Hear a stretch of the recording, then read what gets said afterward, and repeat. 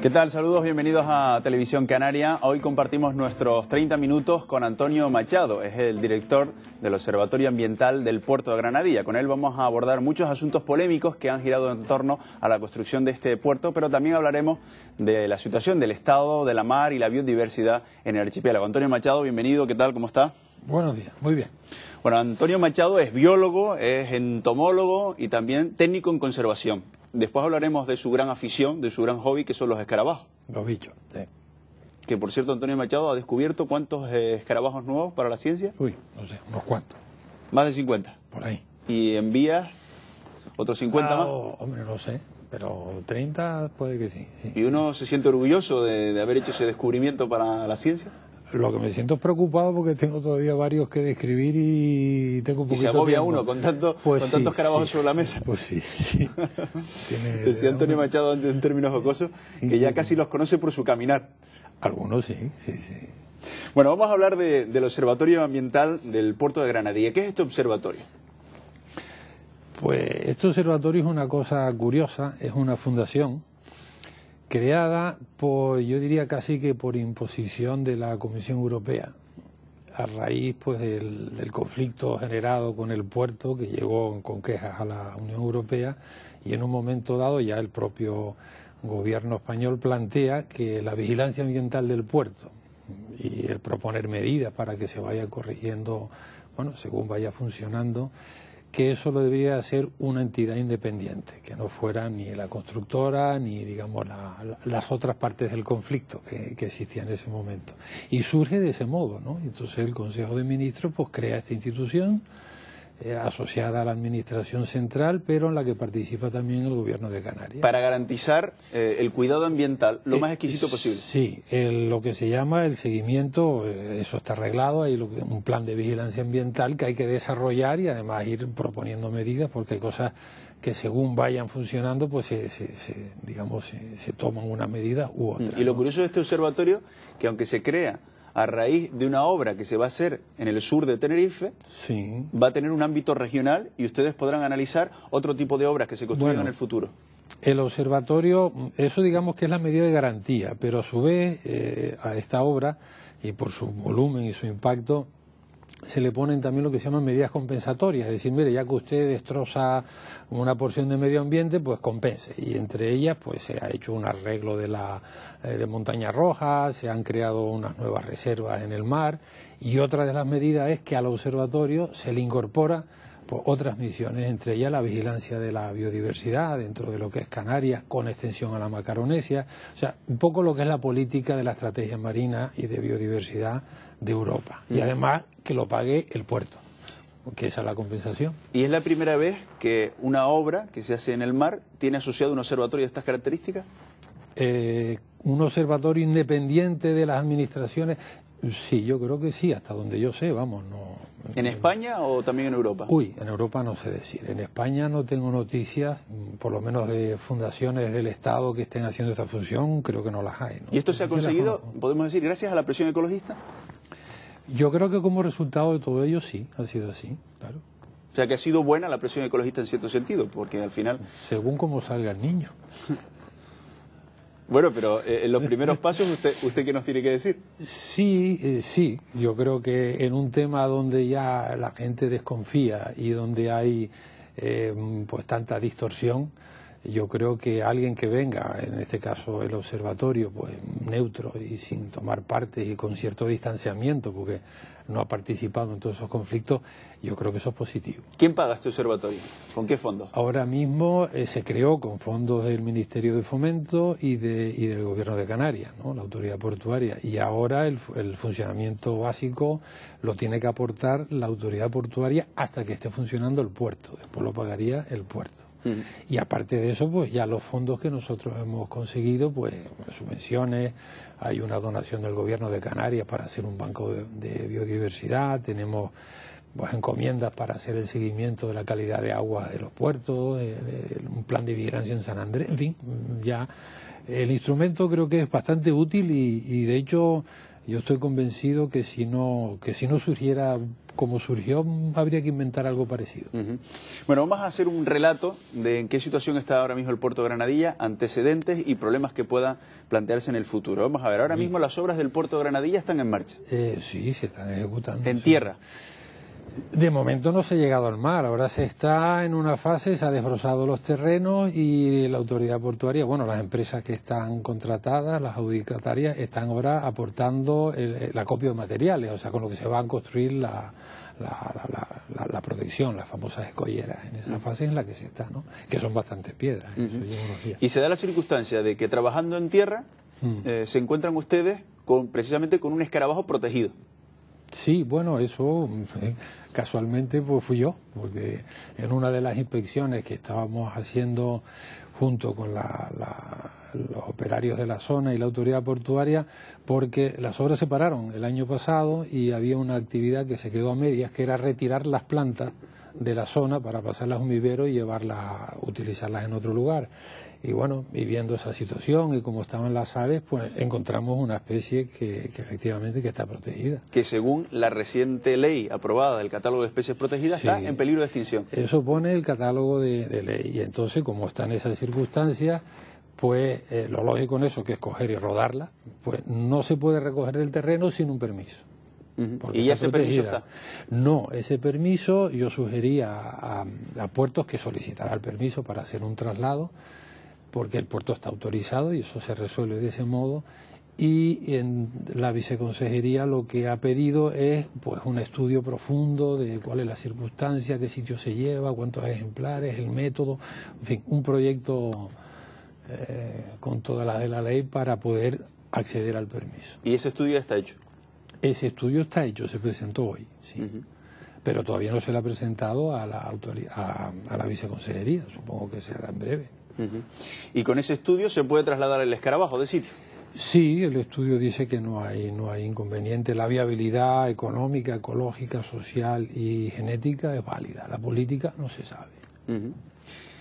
Antes comentábamos, antes de comenzar el programa, que si apareciera ese escarabajo, por ejemplo, en un aeropuerto, ¿qué pasaría?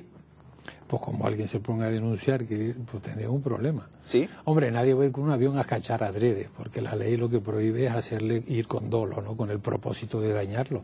Pero evidentemente esa especie está desde Candelaria hasta Playa de San Juan, puede aparecer. ¿Pero se podría parar un aeropuerto pues si alguien lo se denuncia? empeña y se está haciendo una obra que altera el hábitat o encuentra bichos debajo, pues claro, diría, oiga, hombre, pararlo no. En esos casos lo sensato, y para eso está, es que se traslade a un sitio donde pueda vivir. ¿Y si el bicho no quiere? Pues estos bichos la verdad es que no tienen mucho carácter, ¿no? ¿Se dejan manipular? Sí. Además son bichos muy resistentes, o sea que desde ese punto de vista no es una especie, digamos, ejemplares frágiles que vamos ni van a sufrir un trauma. El escarabajo, digamos, es el último capítulo que hemos tenido en torno al puerto de Granadilla, pero para entender toda esta situación tenemos que remontarnos un tiempo atrás, cuando en un momento determinado se descatalogan las cebas. Primero que nada, ¿qué son las cebas? El tema de la ceba. Bueno, la ceba es una planta que hay en el mar que crece como una hierba y forma prado, ¿no? Pradera. Grande. No es un alga, sino es una planta, como las que existen en la superficie. Igualita, sí. Es como si usted enterrara un césped debajo del agua, o sea, igual, con floritas. De hecho, se habla de pradera de ceba.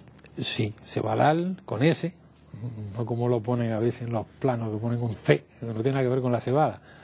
Los cebales son praderas submarinas que hay sobre fondos arenosos y hay de mucho tipo, ¿no? En Canarias la forman básicamente esta especie que estaba catalogada en el anterior catálogo de especies amenazadas de Canarias. O sea, se consideraba una especie amenazada, según el catálogo anterior. Sí, según el catálogo anterior se consideraba amenazada. Entonces, aunque los estudios que se hicieron veía que no estaba amenazada, sino el día en que se incluyó en el catálogo, pues se conocía muy poquito de la distribución de estas especies, pero el caso es que estaba ahí. Entonces, el método, hay quien dice que al haberse hecho la autorización ambiental del proyecto ya se había considerado eso, que se podía tirar hacia adelante, pero queda el formalismo, digo, oiga, si está catalogado uno no puede entullarla, por así decirlo, ¿no? con la obra. Y entonces la propuesta lógica era que se descatalogase el sector donde se iba a hacer la obra, ¿no? Y eso es lo que intentó, lo que planteó la autoridad portuaria al gobierno de Canarias. Pues el decreto de la orden de descatalogación que hizo el gobierno de Canarias fue impugnada por unos grupos ecologistas y yo creo que de fondo era correcta, pero entiendo que puede tener defectos de forma, y entonces el juzgado cautelarmente dijo, mire, en tanto decidimos si esto es correcto o no es correcto, la descatalogación la deja parada, ¿no? ¿Y Puertos decide parar las obras? Pues sí, porque Puertos dice, mire, yo no sé cuánto tiempo va a estar esto hasta que se decida el tribunal, y aunque yo ahora estoy haciendo obras en tierra, algún día llegaré al mar y para ellos la obra es todo. Digo, pues mire, si hay que parar, paramos. Y han estado parados 1 año y pico. Y en 1 año y medio aproximadamente no hemos tenido respuesta del Tribunal Superior de Justicia de Canarias. No, nunca se pronunció sobre si eso estaba correcto o no. Claro. Bueno, esa respuesta no está. No sabemos si algún día se pronunciará el Tribunal Superior de Justicia de Canarias sobre este asunto, pero lo cierto es que el Gobierno de Canarias se adelanta y elabora una nueva ley del catálogo de especies protegidas. Más o menos. Yo creo que el que se adelantó fue el Parlamento, porque la ley que se surge no es a iniciativa del Gobierno, ¿no? Sino del Parlamento. El Gobierno hizo su iniciativa, que era la descatalogación, ¿no? Pero el Parlamento, que había declarado el puerto pues de interés prioritario, pues cuando vio que eso estaba parado, digo, bueno, pero ¿cuál es el problema? Dice, no, mire, el catálogo que está es obsoleto, es viejo, hay que hacer uno nuevo, no se ha hecho. Personalmente, yo elaboré por encargo del Gobierno hace años, en el 2002 por ahí, un proyecto de ley de biodiversidad que incluía un nuevo modelo de catálogo, pero se quedó sin hacer, todo eso estaba pendiente. Porque el catálogo realmente estaba viejo, estaba obsoleto. Sí, claro, sí, de hecho, y el nacional, y hay que rehacerlo.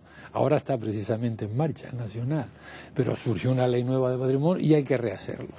Y entonces lo que hizo el Parlamento, digo, pues venga, vamos a rehacer el catálogo y que la ceba caiga donde en la categoría que tiene que caer, ¿no? Incluso inventaron una nueva para meterla dentro, a ella y otras más, porque no está amenazada, pero la querían proteger. Pero uno de los objetivos prioritarios de reformar el catálogo era la ceba. Yo entiendo, no sé si el objetivo, pero lo que disparó un catálogo que estaba parado, no el catálogo, la ley, yo ojalá hubiera arrastrado a toda la ley, no solo a la parte del catálogo, sino, pues yo qué sé, la gestión de exóticas, un montón de cosas que todavía no tenemos legislación los canarios para tratar, ¿no? Pero sí, porque yo reconocí cuando vi el texto que habían tomado del borrador de ley anterior, de la propuesta de ley, tomaron la parte del catálogo, y entonces, pues, para eso está el Parlamento. O sea, como conclusión, uno de los objetivos de la reforma de la ley del catálogo de especies protegidas es el puerto de Granadilla. Para mí uno de los motivos de ello fue despejar evidentemente la situación no solo de la ceba, sino otras muchas especies que estaban mal catalogadas. Y lo más importante, tener un instrumento que regule cómo se cataloga y cómo se descataloga con criterio, no de manera arbitraria. Entonces el nuevo catálogo eso sí lo contiene, y yo por eso he dicho que eso es un avance. ¿Y cuál es el ahora hay criterios, ¿no? Ahora hay un criterio para decir cómo se descataloga, cómo se cataloga, cómo se quita. Lo que pasa es que después metieron una serie de listados que eso yo ya no sé con el rigor que se hicieron. Ahora le preguntaré por eso, pero ¿cuál es el antes y el después de la ceba con esta nueva ley del catálogo de especies protegidas? Pues que ahora la ceba está en una protección que se limita a lo que son la red de áreas protegidas de Canarias y la red de Natura. Entonces el régimen jurídico de protección tiene lugar ahí. ¿Solamente en esas zonas? En esa zona, fuera de esa zona, no. Como por ejemplo la zona donde se va a construir el puerto de Granadilla. Sí, o cualquier otro puerto o cualquier otra actividad. Sí. Y la pradera de cebas que había, o que hay, porque todavía está, ¿verdad?, sí, en el puerto de Granadilla, sí. ¿es una de las mejores del archipiélago?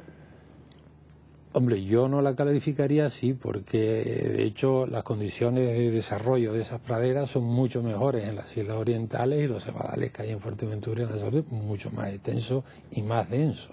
Y en Gran Canaria también. Ahora dentro de Tenerife, lógicamente en el norte casi no se dan, se desarrollan en esa zona. O sea que no sería una gran pérdida biológica, no sería un gran atentado biológico. Está medido, es mire, como si usted coge en Canarias y dice vamos a hacer una carretera por la cumbre y corta un trozo de pinar y dice, bueno, pues está cortando un trocito porque por algún sitio lo tiene que pasar, pues está perdiendo ese trozo.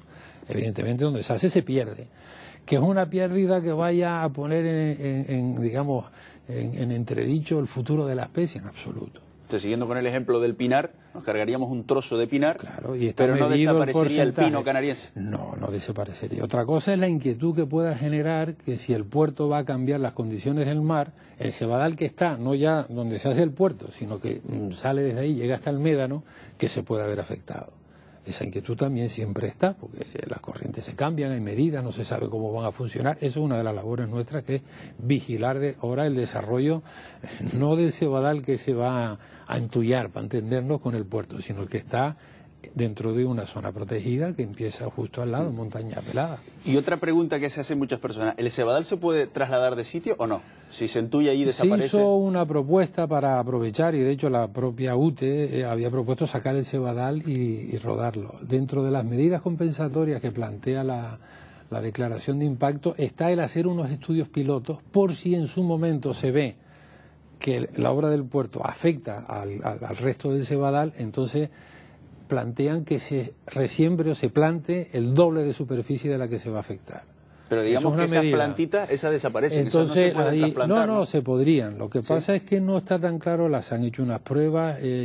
Nosotros, de hecho, desde el observatorio hemos hecho un informe desaconsejando la medida del desarraigo, sino que es preferible resembrar, es decir, recoger semillas, no plantas, y llevar las semillas a otro sitio a reforzar otro cebadal. Supongamos, Antonio Machado, que este cebadal fuera uno de los mejores del archipiélago. Si pusiéramos en la balanza valor ecológico y en el otro lado de la balanza intereses económicos del puerto de Granadilla, ¿hacia dónde se inclinaría? Pues eso lo tiene que decidir, los temas de valores lo decide la parte política de la sociedad, hay que exponérselo, decir, mire, queremos hacer un nuevo puerto en Santa Cruz, o el puerto de Santa Cruz en su día, había un cebadal, digo, ¿cambiamos o no? O sea, esas decisiones se tienen que tomar, es decir, para hacer tortillas hay que romper huevos. Lo que hay que saber es cuántos huevos, si son únicos, y sobre todo no romper más de lo que hacen falta. Y más, y que la tortilla sea para nosotros, no para otros. Yeah. ¿Y ese tipo de cosas se han medido en los últimos años a la hora de Ahora hacer una yo obra, creo o estamos en un escenario nuevo? Desde que entró esto de las evaluaciones de impacto ambiental, que son nuevas, o sea, bueno, nuevas, ya llevan unos cuantos años, pero yo preparé la primera ley de eso, para aquí, antes no existía nada de eso. Ahora, y es la doctrina en Europa, aunque aquí todavía los temas ambientales son un poquito cenicienta, ¿no? Pero en Europa es el tema prioritario. Ahora en Europa no se hace una obra sin conocer el coste ambiental. Y si se asume, de hecho, es el que aprueba el examen ambiental tira para adelante. O sea, ahora mismo es un tema prioritario en Europa. ¿Corremos el riesgo de que en tiempos de crisis se tenga menos en cuenta ese tipo de cuestiones? Yo creo que no. Primero porque hay una sensibilidad social en Canarias alta por los temas ambientales, porque hemos roto mucho y la gente está crispada. Y de hecho Granadilla para mí es un poco la Torre de Vilaflor. Primero ya la sociedad está manifestando, aunque no sea en concreto, pues un desacuerdo con un modelo de desarrollo o desarrollista de mucha infraestructura y de mucho cemento. Y eso se mide. Y segundo, que hoy es raro que grandes obras no estén vinculadas de algún modo con una financiación europea. Y desde que entramos en el circuito europeo, esa garantía de que lo ambiental se mide y se tiene en cuenta ya está metida en los procesos. Le insisto en una cosa que me acaba de decir. ¿Por qué el puerto de Granadilla se ha convertido en un referente, en un símbolo del movimiento ecologista? ¿Hay razones ecológicas de peso para eso? Y a lo mejor tendríamos que diferenciar entre ecologismo y ecología. No, en este caso es ecologismo. Las razones ecológicas puede haberlas dentro de lo que es una transformación de un terreno, pero igual que cuando se hicieron los campos de platanera en el Valle del Orotavo, lo que estaba se quitó. Es decir, ahí es elegir o no elegir. Granadilla es más complejo, porque yo creo que el primer rechazo de Granadilla no surge tanto de la parte ambiental, que la había, pero limitada. Hay muchas personas que no quieren ya que se destrocen más naturaleza en Canarias, que ya hemos roto mucho, ¿no? Yo creo que el primer rechazo fue por parte del puerto de Tenerife, porque el planteamiento original de Granadilla era hacer un gran puerto para quitar el puerto de Santa Cruz, trasladarlo progresivamente hacia Granadilla y recuperar todo el frente de la ciudad y hacer un nuevo proyecto de ciudad, en fin, una cosa con otros fines, ¿no? Así por lo menos lo he leído yo en los documentos del Cabildo, que están ahí, que se pueden leer, ¿no? Y ahí sí que hubo un rechazo desde el puerto de Santa Cruz. Y de hecho se cambió el puerto, el concepto, se empezó a reducir y después se tramitó como un complemento del de Santa Cruz, ya no era un sustituto, sino como una dársena más del puerto de Santa Cruz. Pero incluso así hay gente que no quiere el puerto, por los motivos que sean, porque tienen interés en el puerto de Santa Cruz. Los hay que honestamente no quieren más desarrollo ni que se sacrifique un metro de mar, produzca o no produzca beneficios, sino que no quieren. Y después yo creo que también se ha utilizado el argumento ambiental para intentar parar la gente que no quiere esa obra. Y de hecho ha sido lo que ha ido frenando el desarrollo de esta obra, que lleva, son 13 años. Pero le hago, tremenda. Le hago la pregunta de otra forma. La intención de parar, o detrás de la intención de parar esta obra, ¿hay algo más ya que motivos ecológicos, puramente ecológicos o ambientales? Yo creo que el motivo es político, es decir, hay gente que tiene un modelo ecologista de la vida que no lo quiere. Entonces, bueno, a mí me parece además muy honesto, y además el movimiento verde, el movimiento ecologista va en esa línea. Lo que pasa es que eso se debate donde se aprueba el puerto y en el Parlamento, no después poniendo, digamos, trabitas jurídicas del otro. Yo siempre he pensado que lo honesto sería debatirlo en el foro donde se tiene que debatir. ¿Se ha encontrado usted en este camino falsos ecologistas? ¿Falsos ecologistas? Yo no sé exactamente qué es eso. Un ecologista es un señor como que tiene unas ideas sobre la concepción de la vida, a veces basada en ecología o parecido a la ecología. No son ecólogos. Y en eso no hay falsedad, son sentimientos. Es decir, hay falsos socialistas o falsos cristianos. Bueno, podemos darle la vuelta a la pregunta. No. ¿Hay gente que se disfraza de ecologista para conseguir otras cosas? No, yo lo que quizá pudiera decir, si hay alguna distorsión, es que a veces se han presentado como cosas técnicas o planteamientos técnicos, ecológicos, para entendernos, pero que en realidad son planteamientos ecologistas. Eso sí es una incorrección. Antes yo le decía que deberíamos explicar la diferencia que hay entre un ecólogo y un ecologista. Bueno, son cosas distintas, ¿no? Sí, yo además de broma siempre digo porque, bueno, de broma porque suena a broma, pero es exactamente lo mismo. Nadie confunde un sociólogo con un socialista. Pero en el caso de la ecología sí. Sí, primero porque es una profesión más nueva. Ecólogos son muchos teóricos, y además aquí ni siquiera estamos hablando de ecólogos, sino técnicos en conservación, que es una tecnología, que es una profesión. Y yo a la gente que se traba le digo, vamos a ver, si a usted le duele el hígado, usted llama a un biólogo que sabe lo que es un hígado y las células que tiene y cómo funciona, o llama a un médico. Pues llamar a un médico. ¿Por qué? El médico sabe de biología, pero toda su experiencia se basa en la tecnología, en la praxis, en lo que funciona, qué no funciona, va a los congresos, se entera de cómo se va haciendo y lo que resuelve las papeletas. Pues en el mundo del medio ambiente pasa igual, es decir, los biólogos sabemos pues cómo funcionan las especies, pero cómo se resuelven los problemas ambientales es otra cosa distinta. Y entre ellas, el instrumental que se usa suelen ser leyes. ¿Un ecólogo no tiene por qué ser ecologista? No, no tiene por qué. Puede serlo, pero no tiene por qué. No tiene por qué. Hay ecólogos que trabajan en guerra biológica. Yo lo hice todo. Por ejemplo. Bueno, estamos hablando con Antonio Machado, que es el director del Observatorio Ambiental del Puerto de Granadilla. Hemos tratado de explicar qué se mueve en torno pues, a este puerto. Hay novedades, porque ustedes ya han empezado su trabajo de campo, vamos a decir. Quizás lo de encontrar los escarabajos es una prueba de ello, aunque bien es cierto que lo ha encontrado usted más, quizás como trabajo de hobby personal, ¿no? No, fue durante una inspección. Ah, sí, fue una inspección. Sí, lo que pasa es que yo levanto piedras. Claro, Sí. Tiene esa manía. Esa manía. No, de hecho, yo no iba buscando la especie, sino quería ver el estado en que estaba el terreno. Y claro, voy levantando la piedra y enseguida veo la gente que hay allí, que funciona, si hay semillas, qué bichos se mueven y es una Sí, manera... pero quiero decir, si el director del Observatorio Ambiental del Puerto de Granadilla no tuviera esa sensibilidad por los escarabajos, ¿qué hubiera pasado? No, bueno, pues salió un escarabajo, puede haber salido otro bicho, ¿no? Si ahora se aprueba el catálogo nacional como viene, creo que van a meter los perenquenes y tenemos otro lío. Porque en esa zona hay bastantes perenquenes. Hay perenquenes hasta en la casa de uno, si se descuida. Sí, bueno. Entonces, cuando las leyes se hacen mal, después traen problemas. Pero el caso de Granadilla se ha venido trabajando, aunque la obra estuviera parada. Nosotros este año hemos hecho, por ejemplo, la evaluación detallada de las medidas correctoras, porque lo pidió Bruselas. Claro, de España se comunica, mire, la montaña roja había una medida que había que arreglarla ecológicamente y se arregló. Claro, ahora Bruselas dice, oiga, observatorio, evalúe usted a ver si se arregló de verdad y qué tanto se arregló y cómo salió.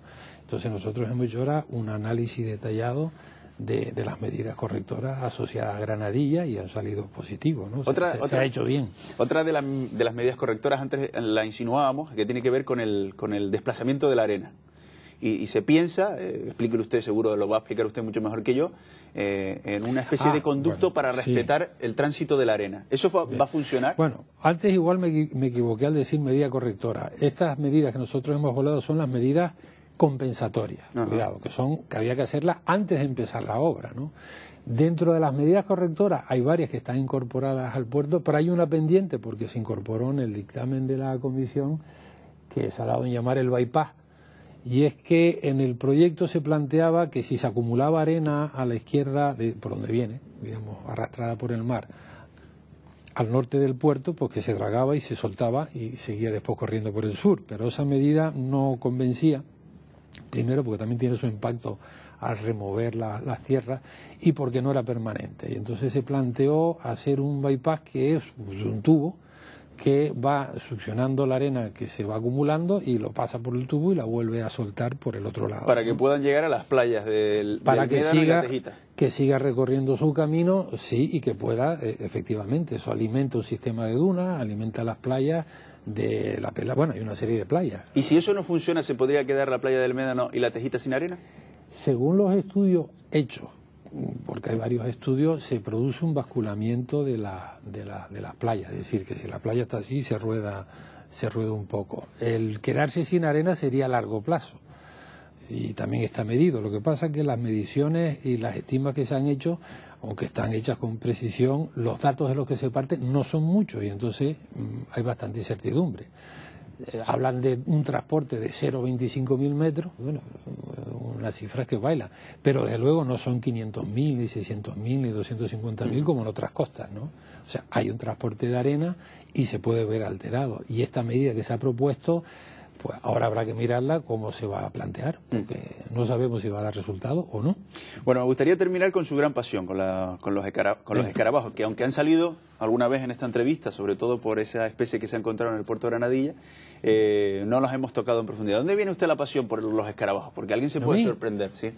Desde niño, pequeñito. Yo jugaba con caracoles, con escarabajos, con cosas de esas. ¿Sí? Cuando no había tele, claro. ¿Y lo ha mantenido durante el tiempo? Pues sí, es la única cosa que he logrado mantener firme. Pero usted sale por las noches a buscar escarabajos. Y ahora estoy estudiando un grupo que son nocturnos, claro. Entonces yo salgo por la noche a buscarlo con una luz en la cabeza. ¿Y qué le han dicho? Seguro que se ha encontrado con alguien despistado. Sí, no, de todo. He pasado de ser hasta un alma, una pena en alma de estas que van de noche. Sí. O la policía, que a veces pues piensa que está fareando y cazando conejos y cosas de esas, pero otra gente nos ve con las mantas que llevamos. Le dice? Seguro que ha tenido anécdotas buenísimas, ¿no? Algunas sí, bueno, hay de todo. Sí. ¿Alguien lo ha confundido usted con un extraterrestre, con esa luz ahí en el casco? No, con extraterrestre no, pero a la gente con gente que dice, ¿dónde van a echar esto? Es una cometa a esta hora, ¿no? Porque llevamos unas mantas y unas cosas, ¿no? Pero bueno, de hecho no hay mucha gente por esos campos de Dios de noche. O sea, se está muy tranquilito, sí. Yeah. Cerca de las ciudades, pues ya más liado, y sobre todo los perros. ¿Y la especie más valiosa que usted ha encontrado, cuál es? ¿Valiosa? Hombre, el valor es algo, económicamente no. La más curiosa, sí le puedo decir, y es un bicho que le puse nombre de joya, mira. Lanzarote. Es un carábido, es otro grupo de escarabajos, que es submarino.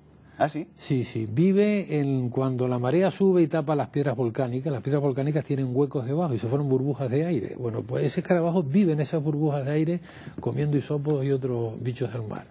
Y lo encontré en Órsola, es un género nuevo. Además, los parientes están en Nueva Zelanda, es una cosa fascinante. Y le puse el nombre de orsolina, porque de Órsola, claro, y sonaba joya. ¿Y se mojan y no les pasa nada? No, el agua les escurre, pero ellas respiran del aire que está en la burbuja. En la burbujita.